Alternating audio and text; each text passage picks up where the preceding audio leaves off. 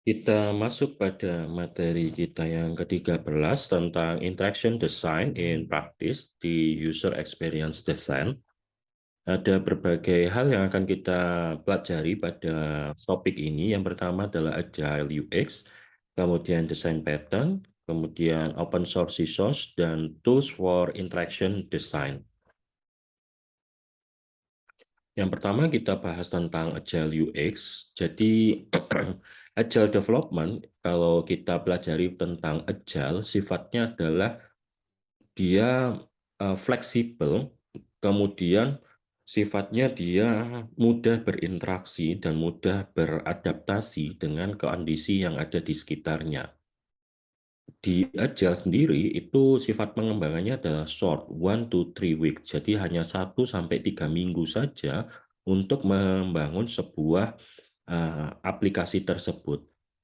Perlu kita perhatikan di sini bahwa waktu pengembangan 1 sampai 3 minggu itu adalah untuk produk atau untuk aplikasi. Tetapi juga perlu kita perhatikan di sini bahwa tim developer yang ada uh, di dalam Agile Development Team tersebut bisa jadi merupakan solo developer maupun small team ataupun large team developer.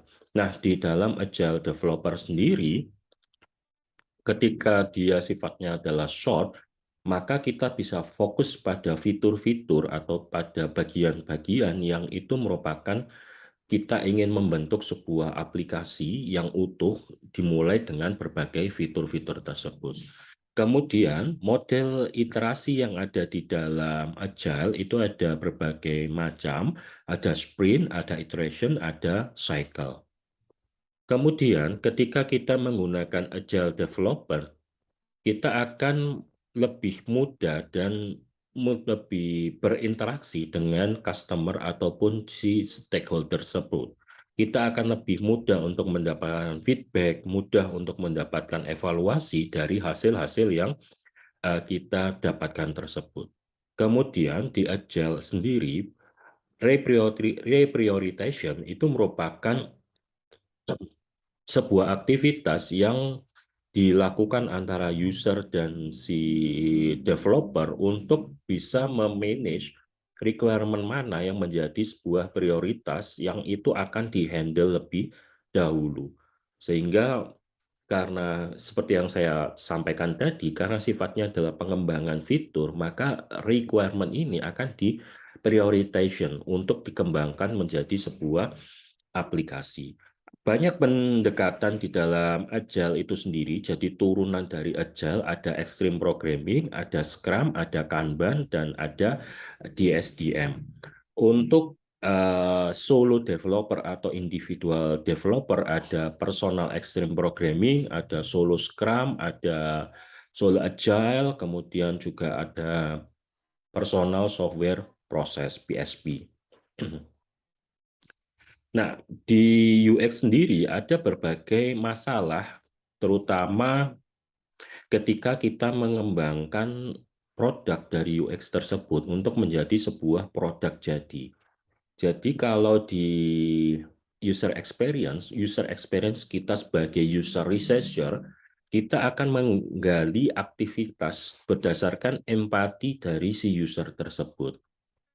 Kemudian, karena aktivitas ini adalah sebuah long term activity, maka ketika dia dibawa ke dalam short term activity, ini seringkali terkendala karena biasanya si developer itu tidak bisa memahami apa yang harus dilakukan kepada si aplikasi ini. Ini biasanya terjadi ketika kita membuat sebuah aplikasi yang ini terus berubah, karena kalau di user experience itu kan sifatnya adalah kita user research long term. Sedangkan kalau developer itu adalah short term. Nah, ini nanti akan kita coba pelajari bagaimana menggabungkan antara atau memediasi antara long term activity dan short term activity.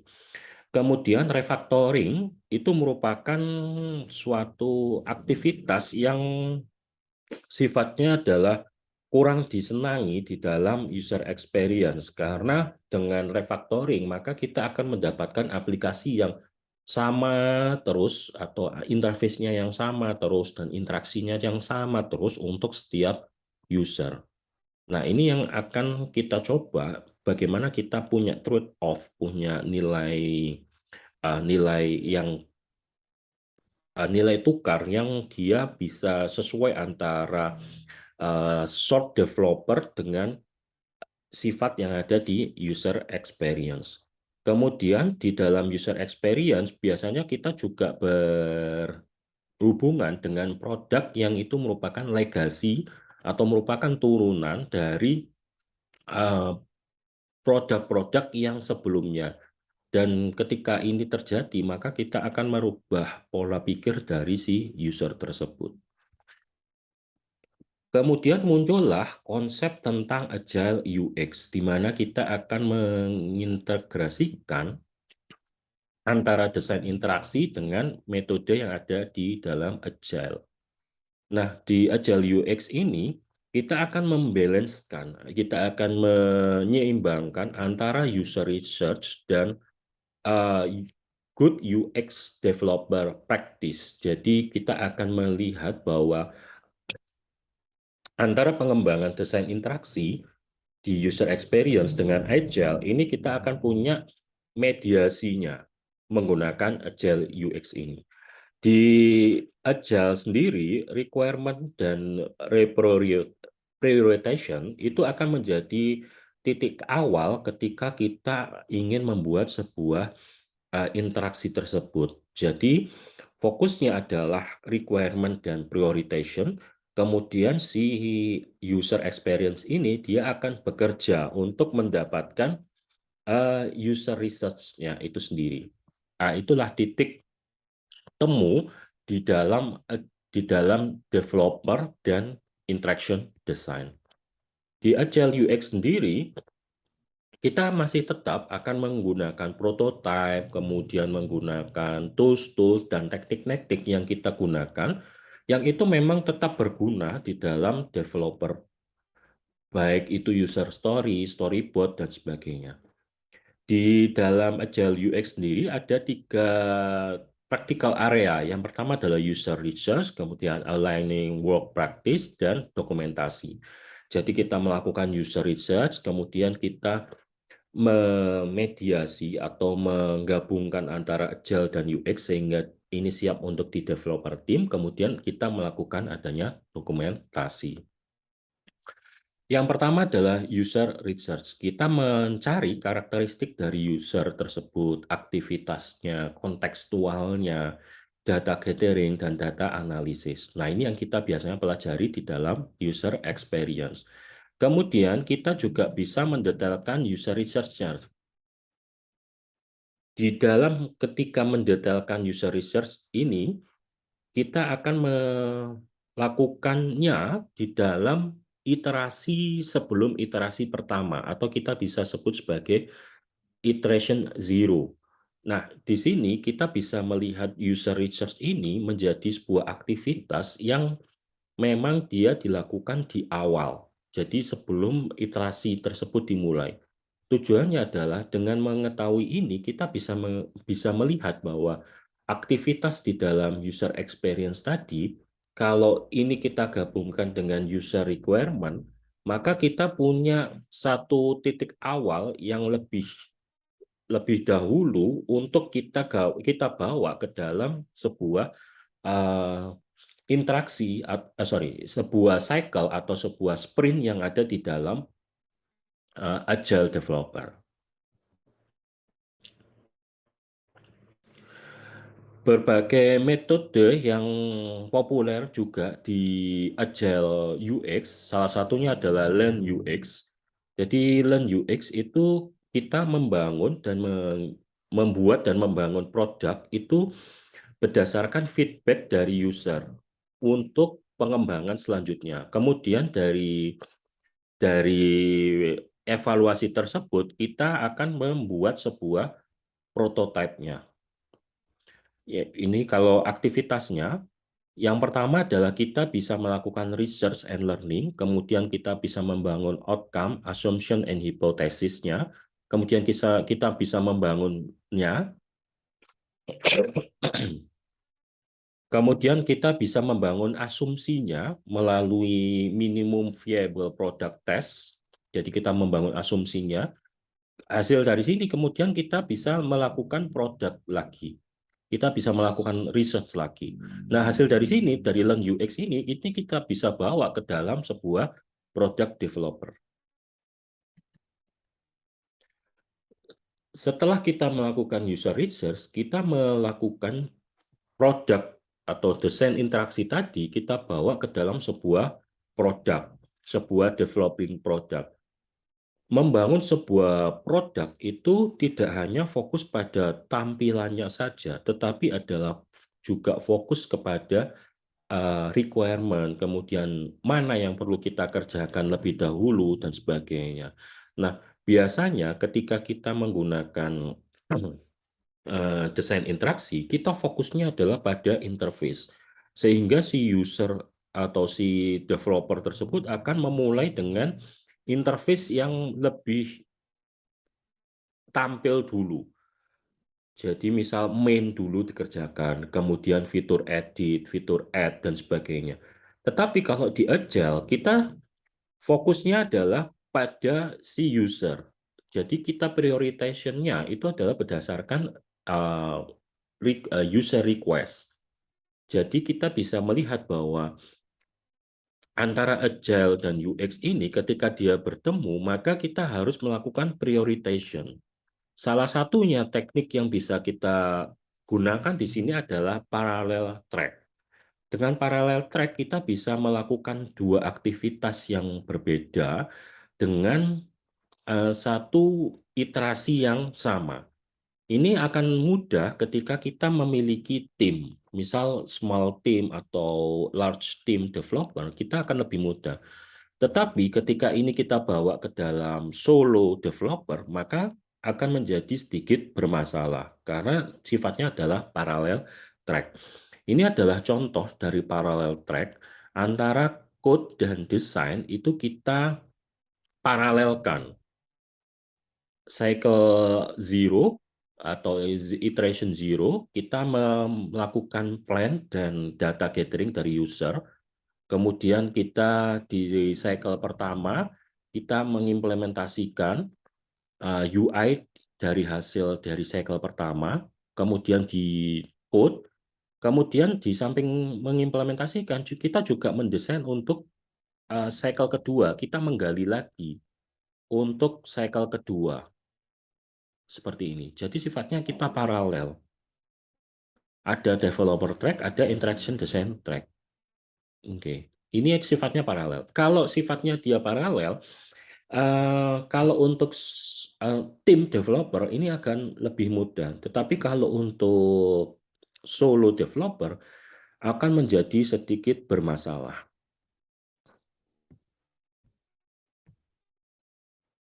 Kemudian setelah kita mendapatkan uh, user research, kemudian kita melakukan pendekatan, bagaimana menggabungkan antara desain interaksi dengan software developer tadi, maka di parallel track tadi itu memang tidak ada waktu yang terbuang karena semua aktivitas itu dikerjakan secara paralel dan semua fitur itu nanti akan kita coba implementasikan ke dalam sebuah aktivitas tersebut.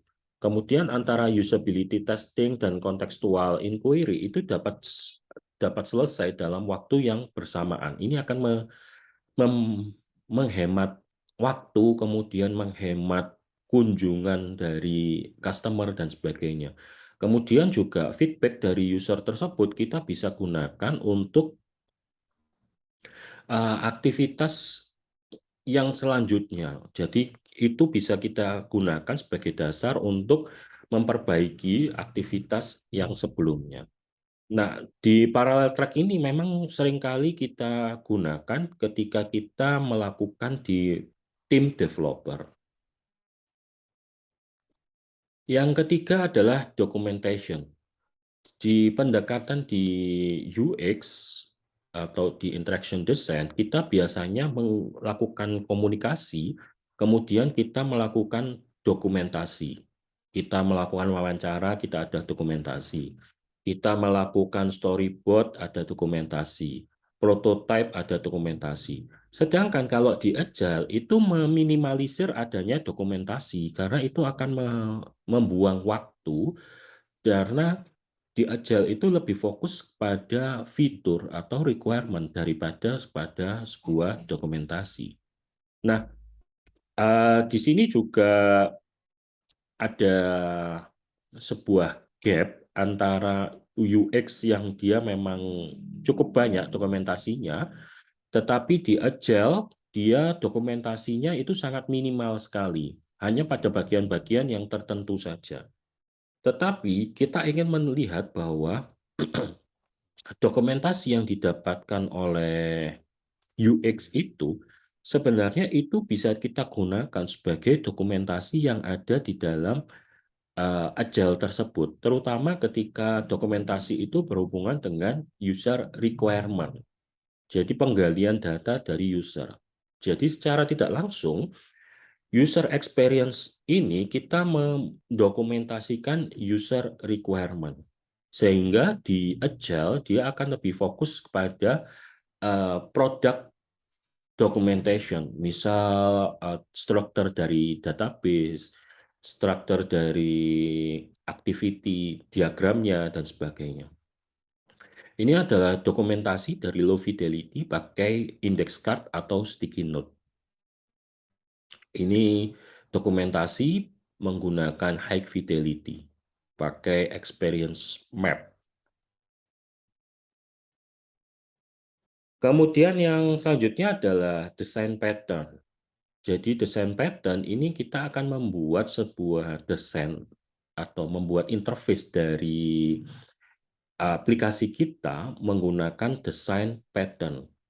Desain pattern itu bisa kita lihat dari aplikasi-aplikasi sebelumnya, ataupun juga kita membuat sebuah konseptual desain pattern yang itu akan kita coba implementasikan kepada produk-produk baru kita.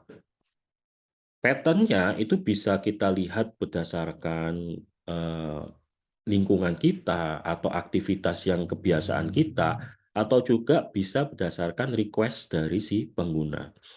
Ini adalah contoh dari desain pattern. Jadi menggunakan carousel untuk membuat sebuah desain pattern untuk weather.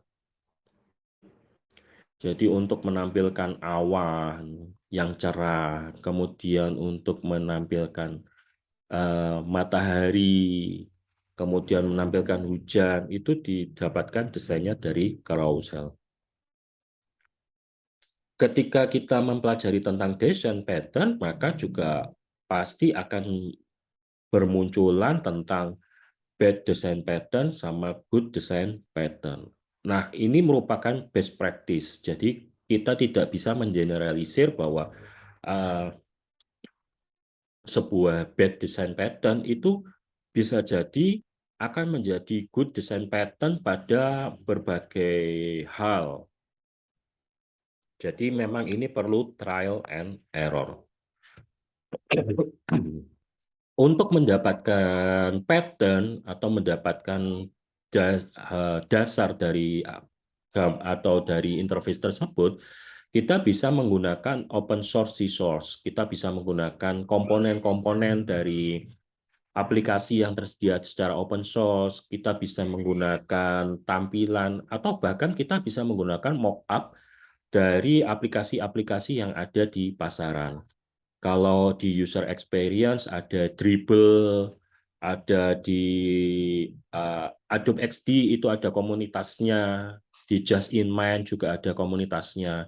Itu mereka biasanya menyediakan berbagai mockup yang bisa kita tiru atau bisa kita modifikasi berdasarkan dengan hak cipta yang masing-masing.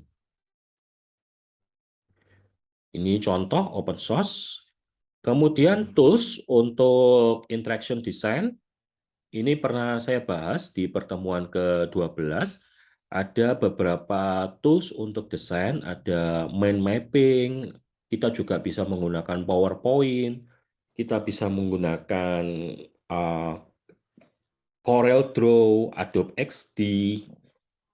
Kemudian untuk mockup kita bisa menggunakan mockup, Balsamiq, Axure, Just in Mind, kemudian Figma, Adobe XD, Adobe Photoshop, Corel, dan sebagainya. Banyak sekali tools untuk kita melakukan desain interaction. Sebagai kesimpulan, Agile UX itu merupakan sebuah pendekatan yang dia menjembatani antara best practice di UX, user interaction, dan user experience, dan Agile developer. Karena eh, kalau kita ketahui bahwa di Agile itu sifatnya adalah short and quick, kalau di user experience itu sifatnya adalah long term.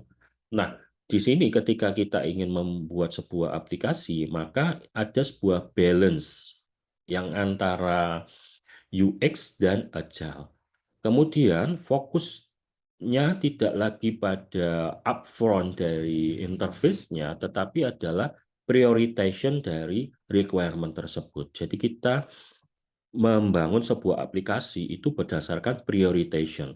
Prioritization bisa berdasarkan user request atau kita melihat bahwa aktivitas tersebut mana yang bisa dirilis lebih cepat sehingga bisa meminimalisir waktu yang terbuang.